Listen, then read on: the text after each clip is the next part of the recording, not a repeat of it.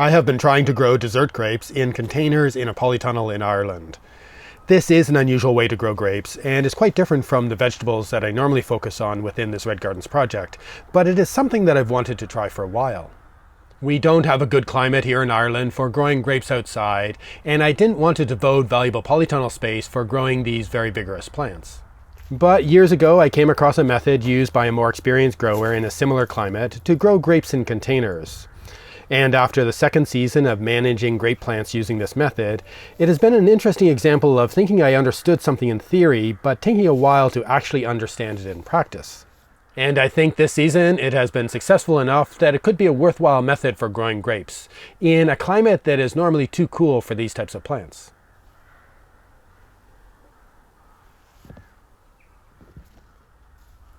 I first read about this method of growing grapes in containers in a book written by Bob Flowerdew, a well-known grower based in England. I read it years ago, and although I don't have the book anymore, I thought I remembered the instructions for the fairly simple method that he used. Plant one grape plant in a large plastic bucket with holes in the bottom, filled with good quality growing medium. Hard prune it to a stump and keep it outside over winter so that the frost and the harsh winter weather can kill off any diseases or pests. Top up the container with compost and bring it into the polytunnel or greenhouse in the early spring, where the warmer microclimate will encourage fast growth and an earlier and better crop of grapes. Leave a few of the canes to grow up a support and prune the leaders when they get to the top, and regularly prune these plants throughout the summer to prevent them from getting too big. Water often and feed these plants regularly, but there should be 4 to 6 bunches of dessert grapes produced on each plant, which sounded like a great yield to me if I could get it. After the grapes are harvested in the autumn, move the plants outside, and over the winter, cut back all the growth to leave just a stump again. Or at least this is what I remembered from that book, and they seemed like fairly simple instructions. But as with many written instructions, it's hard to understand what to do in reality, especially with the pruning, as so much depends on the details and an understanding of how the plants actually grow. I think these are the type of instructions that make a lot of sense once you know what to do, but I don't have a lot of experience with pruning perennial plants like this. In January last year, I bought 1-year-old grape plants in pots, 1 plant each of 4 varieties that were available from a supplier who seemed to have a sense of what varieties will do well here in Ireland.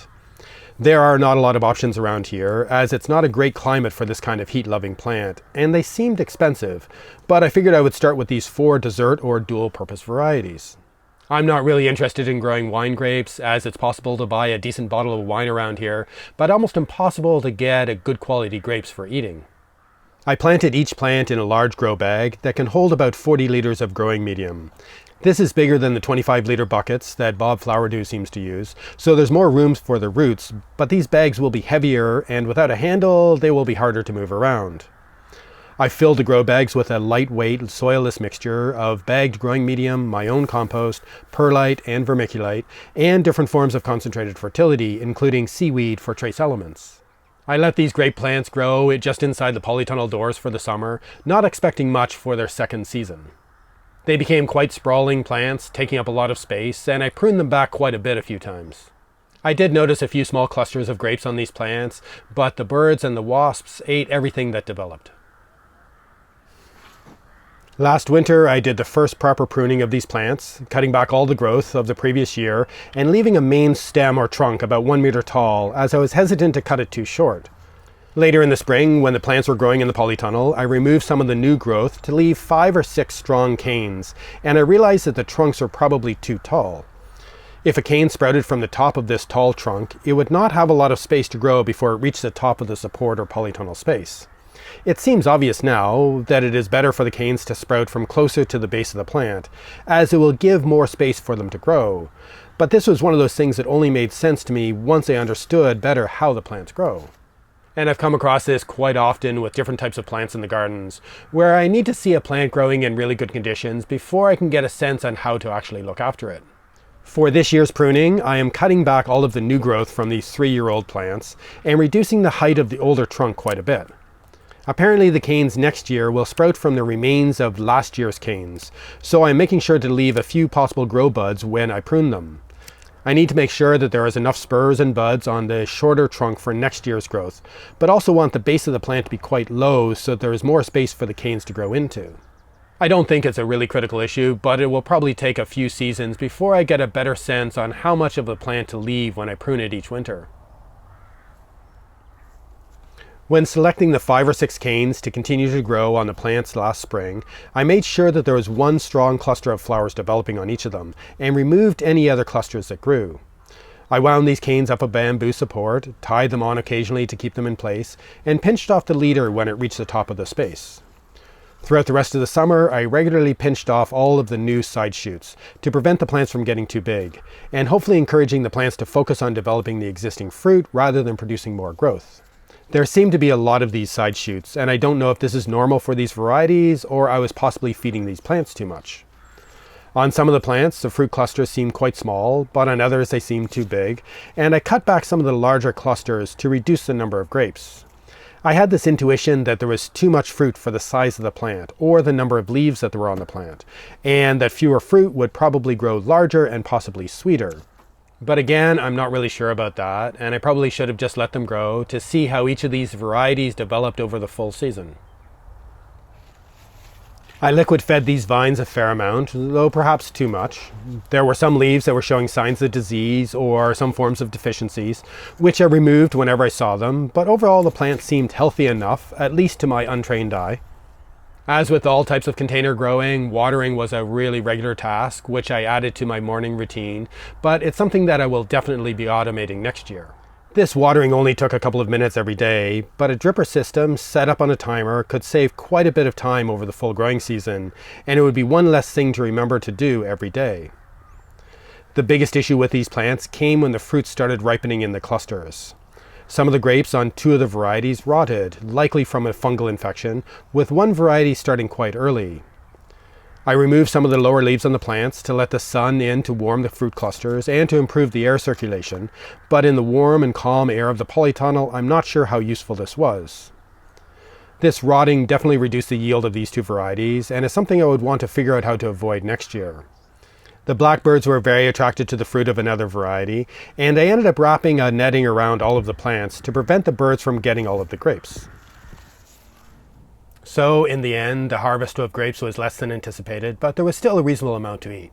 And it was great to be able to sample the 4 different types of grapes, though I'm not sure I like eating them all. I need more experience to know when to harvest the grapes so that they are at their best, especially with the 4 different varieties maturing at different times. I think I missed out on the ideal harvest time for 2 of the varieties, as I had to go away from the gardens for a few weeks in September. I harvested all the remaining grapes before I left to prevent them from rotting on the vine, and I moved the plants outside of the polytunnel so that they could be watered by the rain. In the end, my neighbors probably got to eat the best of these varieties, so I'll have to wait until next year to properly evaluate the taste of all of them. I'm currently doing the winter pruning, and I will be saving quite a few of the vine cuttings to propagate new plants of these 4 varieties. I haven't done much hardwood propagation like this before, but it seems simple enough, and a lot cheaper than buying in 1-year-old vines from somewhere else. I'm still not sure if I want to continue to grow all of these varieties, or how much space I want to give over to a fruiting crop like this.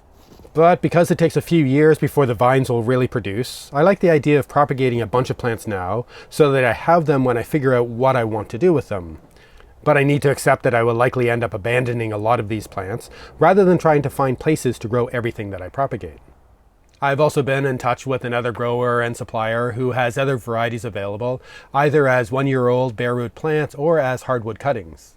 I'm really tempted to try out a lot of different varieties of eating or dessert grapes to see which ones grow well with this method in these polytunnels, and to find the ones that we really like to eat.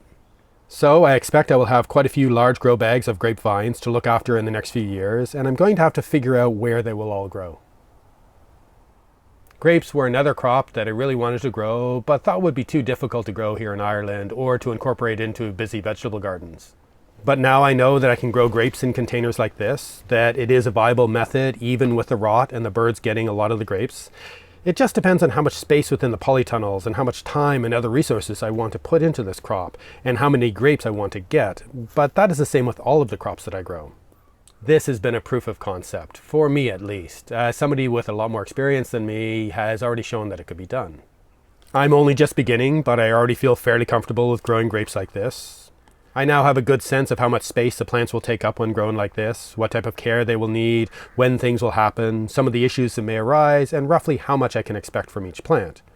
No doubt I will continue to tweak the method to suit my context and the resources that I have available, to make the more repetitive tasks easier, and to hopefully prevent the pest and disease issues, and to deal with any new issues that do arise. I hope to get a better crop next year that is easier to manage, to learn more about these 4 varieties, and to try out new ones. And to continue to share my experiences and successes with others, just as Bob did for me.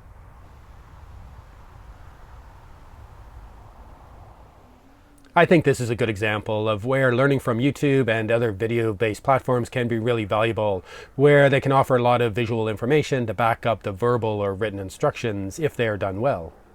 I think this is especially true for people who don't have the base knowledge or experience that would help so much of it make sense. This is one of the reasons why I continue to make videos about growing food, as I feel that the visual information along with a verbal explanation can really help. If you like these types of videos and value the kind of explorations that I do, please consider supporting my work through Patreon or PayPal. The links to both are in the video description below. I want to thank all those people who have supported this channel over the years as they've helped to keep it going. But more importantly, thank you for watching.